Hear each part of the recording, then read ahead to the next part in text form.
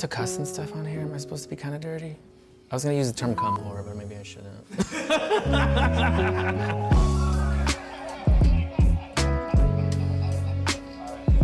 Normalizing PrEP is important because by normalizing it, we get to talk about anxiety and sex shame, and we get to talk about the stigma around AIDS. This is the biggest, most important thing that has happened in our community since HIV treatments came in. Every individual has the power to take care of themselves in a way that they did not before. PrEP carried so much stigma in the very beginning, and a lot of people thought of it as some kind of cheat code or something that was going to bring back the AIDS crisis. I just decided that I was going to talk about it because I felt in my heart and in my bones that the benefits of this far outweighed the risks of it. I was one of the first people to take PrEP and go public about it, and it was very scary, and I got a lot of shit in the beginning of it. It just blew my mind that our first order of business was to slut shame anybody who even considered using it. Young queer activists like myself were just being like, hey, you guys, this might be a good thing. Did it ever occur to anybody that this might be part of a solution? For me, also, PrEP was a great equalizer because it not only helped people that were HIV negative, it also helped people that were HIV positive. I was dating somebody who was serodiscordant, which means he was HIV positive and I was HIV negative. And I realized that PrEP was going to give us a tool to be intimate with each other in a way that we wouldn't have been able to be otherwise. Because a thing that is easy to forget now, the only thing worse than becoming HIV positive during a certain era is that you would pass it down to a loved one. We don't have a word for the fear of HIV still. I used to just call it afraids because it was like a cutesy little term. There was no process, there was no language for us to have that.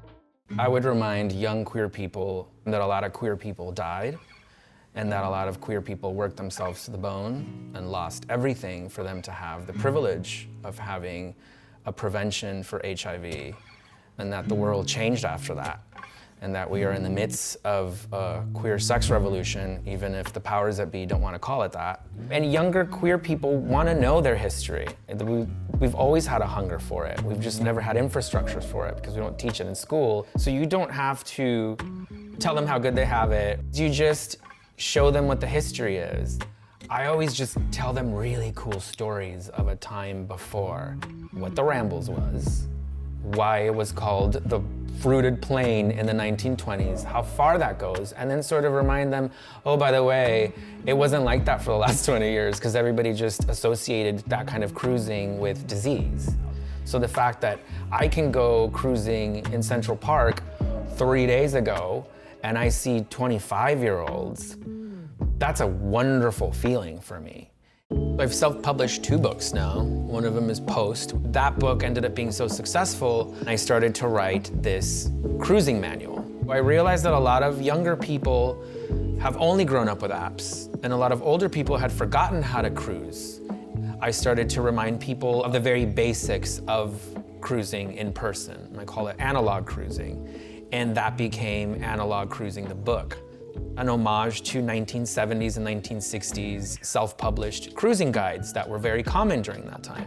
People in the 30s passed it down to people in the 40s and in the 60s, and so we have this huge gap in the middle during the 80s and the 90s because anonymous cruising was so stigmatized because of AIDS, but because I was such a child of queer history. There was this part of me that wanted to remind everybody, like, there was a way that we did this before. We are in the basement of the Cock in the East Village in New York City. We're shooting a campaign for my cruising manual. I've never seen the downstairs lit up before, so it's really exciting to memorialize the space. Now let's do them looking at each other. There you go, perfect. Gorgeous. Sometimes people do stop me in like a dark room and be like, hey, I loved your book. And I'm like, we're in a dark room, girl. It's been a year now and it just keeps blowing up more and we can barely keep it in stock. It's really shown the hunger that a lot of people had to understand that there is a different possibility to cruising outside of social media. One of the most important things that was taught to me by one of the founders of ACT UP when I asked, do you consider AIDS a punishment? And he said, Leo, AIDS was not a punishment, AIDS was neglect.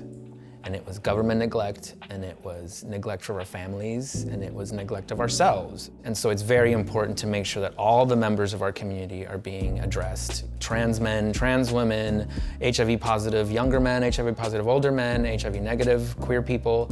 We are fighting against that neglect.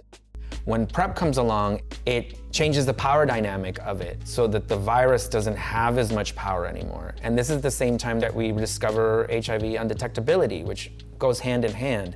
So now we're able to basically defang the virus. I saw a lot of my peers after PrEP came out have huge sexual awakenings that were always there, but they were always so paranoid because they had equated sex and cruising with a punishment. And this is the first time where treatments like PrEP have given us the power back.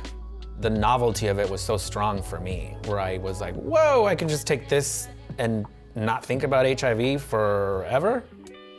The messaging and the normalization of it, and of course the access of it, becomes very, very important. How do you reach communities where they're at? Like in Latin communities, in POC communities who have been ignored by a lot of this messaging, have never gotten the memo in a lot of ways. They still have a stigmatized relationship to something like PrEP, and they might not believe that it works.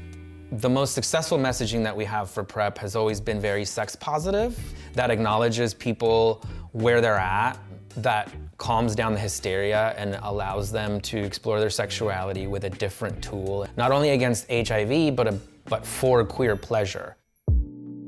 Make sure we look good before we go cruising, huh? When I first moved to New York, I would hear about this dungeon. Finally came over, and then my mind was blown. Some of the biggest sex parties in New York started in this space. These spaces were very safe sex oriented. So a lot of these spaces were created because queer men still wanted to gather in a way where they could be intimate and practice safe sex, but they could also sort of self-monitor one another. Now that PrEP has flourished, there's so many of these spaces in New York City. But this, to me, is the granddaddy of them all. I heard there's these half body holes. Yes! This is new. Oh, beautiful. Oop, that's wet. Like, it makes me feel like so excited and so grateful that we've been able to navigate some of the worst parts of disease and sexuality and police crackdowns, and spaces like these can flourish and they can become really important community spaces. The way that the world always is, and the way that these systems are built, is to make you feel bad about being a gay person and a queer person, and to make you feel like queer pleasure is something to be ashamed of. Right now, in this year, we have tools unimaginable to our ancestors.